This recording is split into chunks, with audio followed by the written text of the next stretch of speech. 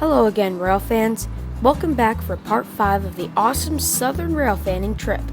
We start the morning of October 17th in Locust Grove, Georgia. The town is a very quaint village just south of Atlanta, and it really reminded me of one of my favorite spots, Plant City.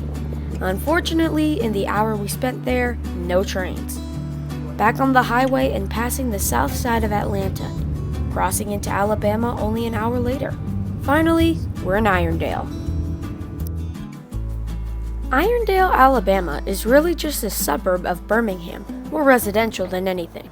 But for the rail fan, it's where two busy NS mainlines meet and combine, one from Atlanta and one from Pittsburgh. First train of the day is NS 314, mixed freight heading into Norris Yard.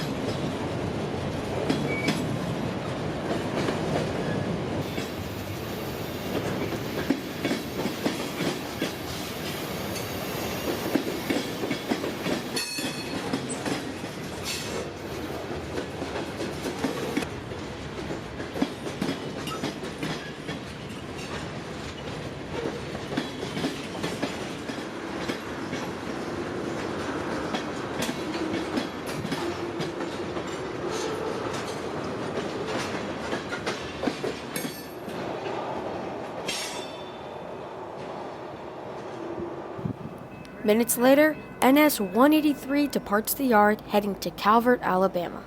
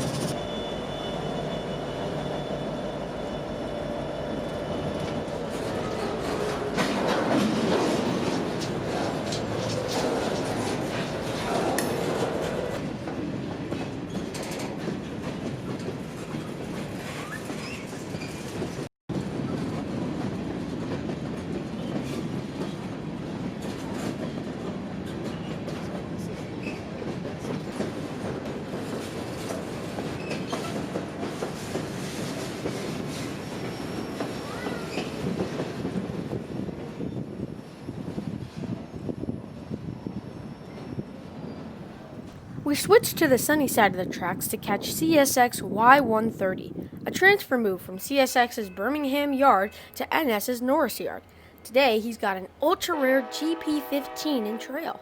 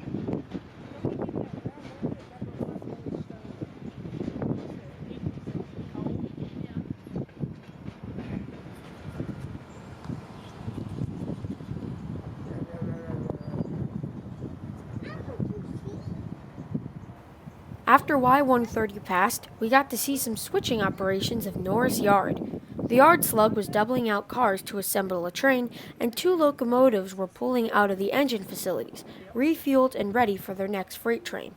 We'll see these locomotives again later. Of note are 2 things. First, in the yard slug consist is one of NS's RPU-6 locomotive slugs number 88-3. These locomotives were rebuilt from ex-Conrail SD-38, making these cabless 6-axle units. Secondly, all of Norfolk Southern's ES-44s, AC-44s, -8 and -9 series locomotives have their headlights mounted above the cab. In CSX country, you only see these headlights on the nose. The reasoning for this is that the majority of NS's Dash series locomotives were ex-Conrail, and Conrail only had high-mounted headlights. Also, when cleaning a locomotive after running it, crews said that the headlights get extremely hot, and some injuries have occurred when crews members tried to open the cab door and instead touched the headlights. So, to avoid all of the above, NS's mounts all of its headlights above the cab. Once all the signals were read, we explored Norfolk Southern's Norris Yard of Irondale, Alabama. They have almost mile-long staging tracks, a busy engine facility, and rows of maintenance of way equipment. But soon, another train caught us on the radio, so we swung over to Georgia Road under the Oporto Boulevard overpass. This is NS 178 with a rebuilt EMD SD70 ACC leading. He pulls out of the yard to couple to his DPU, then backs onto a second track to grab the remainder of the train. He took his time, meaning he'd have to wait for NS 179, his southbound counterpart from NS's Buffalo Yard in New York.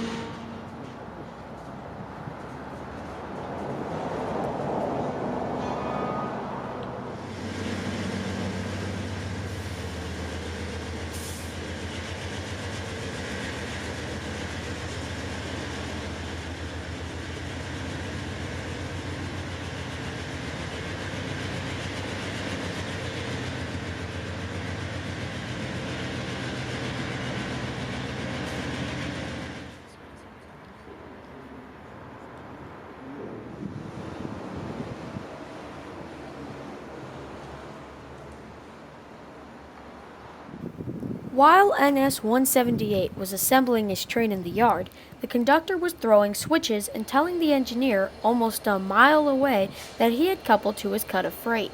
So instead of walking over a mile to the head end, a crew van picked him up and took him to the locomotives. We then noticed the graveled area next to the tracks was exactly for this.